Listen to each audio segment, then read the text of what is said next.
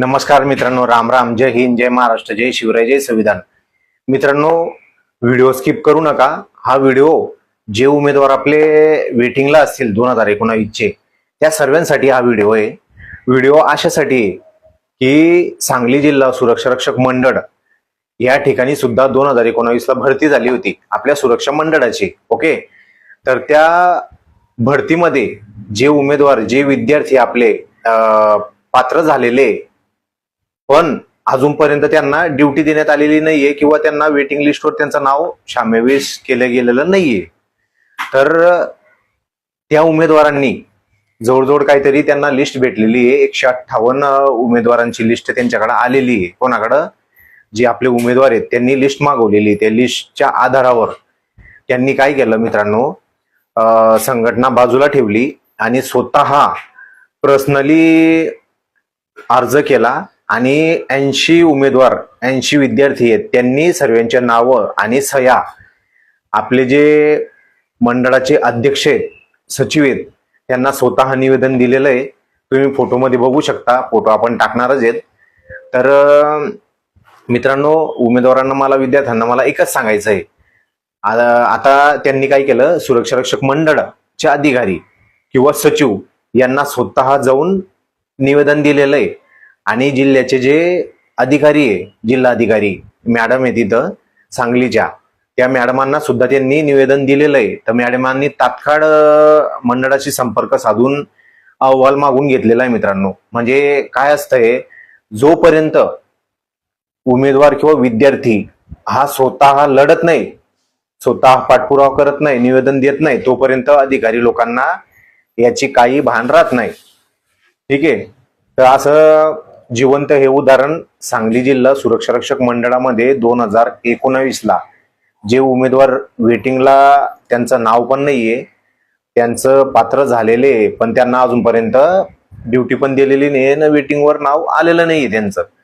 तर तिथल्या 80 उमेदवारांनी स्वतः जाऊन आपल्या जे वेटिंगचं आहे, व आम्हाला ड्युटी देण्यात यावी लवकरात लवकर, या संदर्भामध्ये जिल्हा अधिकारी व कामगार आपले जे मंडळाचे अध्यक्ष आहे, सचिव आहे, त्यांना आणि प्लस खासदार, आमदार, त्याच्यानंतर मला वाटतं कामगार मंत्रालय,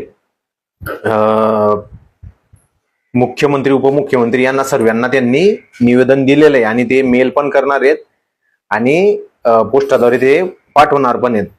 तर मित्रांनो, त्यांनी कुठं कुठं पत्रव्यवहार केलेला आहे आपण सांगणार. सांगली जिल्हा सुरक्षा रक्षक मंडळ शासनाकडे मंजुरी मंजुरी प्रस्ताव पत्राचं सत्यप्रत 2019 प्रतीक्षा यादीची प्रत, म्हणजे त्यांनी जी प्रतीक्षा यादी आहे ती त्यांच्या त्या अर्जासोबत जोडलेली आहे. ओके, 80 उमेदवार होते. त्याच्यानंतर त्यांनी 80 उमेदवारांचे नावं आणि त्यांच्या सह्या अर्जासहित त्यांनी त्या निवेदनला जोडलेलं आहे मित्रांनो. तर ती प्रत कुठं कुठं जमा केलेली आहे? उपमुख्यमंत्री, कामगार मंत्री, मुख्य सचिव, अपार आयुक्त सचिव, जिल्हा अधिकारी सांगली, सहाय्यक कामगार आयुक्त तथा अध्यक्ष सांगली जिल्हा, सर्व उमेदवार सांगली जिल्हा, खासदार सांगली लोकसभा मतदारसंघ. मित्रांनो, हे बघा, असे उमेदवार पाहिजे आपल्याला की डायरेक्ट धडाकेबाज ऍक्शन घेणारे. आता 2019 ला जवळजवळ किती वर्ष झाले, पण त्यांना त्यांचा पाठपुरावा, म्हणजे त्यांना जे नॉलेज होतं, समजा कुठं पाठपुरावा करायचा, कुठं लेटर द्यायचं, कुठं निवेदन द्यायचं, ह्या गोष्टी माहित नव्हत्या त्या उमेदवारांना. बरोबर. आता कुठं जाऊन ते संघटनेच्या माध्यमातून त्यांना कळालं की अशा अशा ठिकाणी आपण निवेदन दिलं तर आपलं कुठेतरी काहीतरी काम होईल. तर त्या अनुषंगाने त्यांनी टोकाचं पाऊल उचललं आणि आज त्यांनी कालच निवेदन दिलेलं आहे. आणि त्या संदर्भामध्ये आपल्याला फोन केला की सर, आम्ही असं वेटिंगला होतो 2019च्या, तर आमचा तुम्ही व्हिडिओ बनवा आणि अख्ख्या महाराष्ट्राला कळू द्या की आमच्या सोबत पण अन्याय झालेला आहे. तसाच बऱ्याच आपले जे जिल्हे आहेत, मंडळ आहेत, तिथं उमेदवारांसोबत पण असं झालेलं आहे.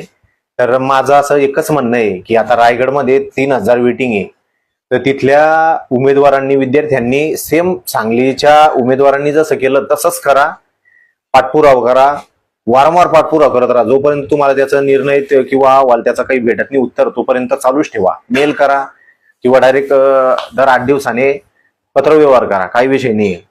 तर असं लेटर वगैरे सर्व दिलेलं आहे मित्रांनो त्यांनी आपल्याला.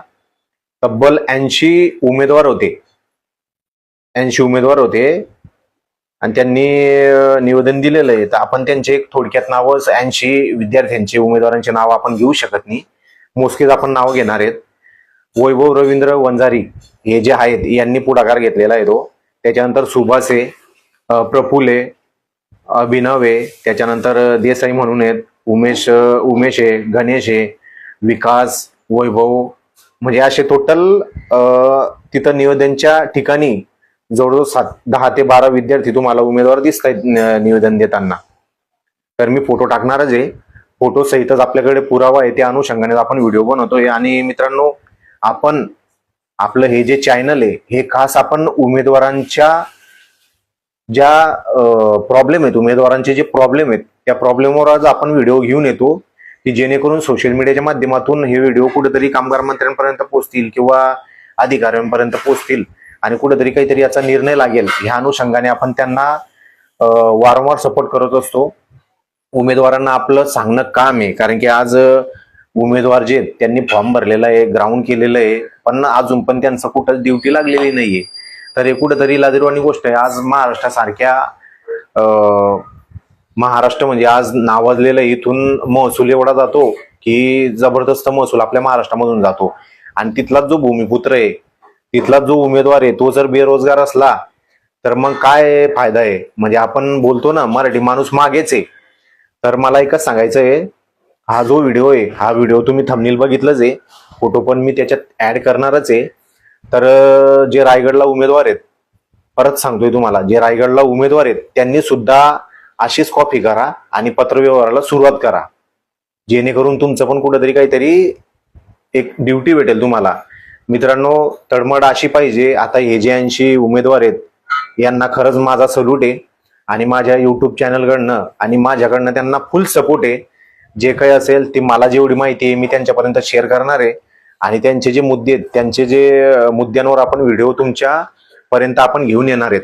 या अनुषंगाने हा व्हिडिओ बनवलेला आहे. तर व्हिडिओ जास्त मोठा होतोय.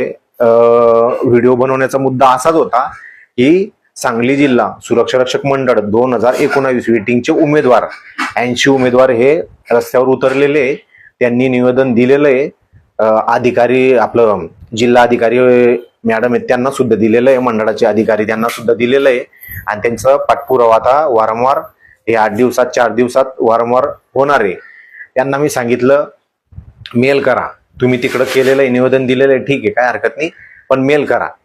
मेलचं पण तुम्हाला उत्तर भेटेलच. म्हणजे हे पण इकडनं चालू होईल आणि इकडनं पण दबाव, प्रेशर येईल, तर कुठेतरी काहीतरी तुमचं चांगलं होईल. या अनुषंगाने आपण त्यांना मेल पण दिलेले आहे.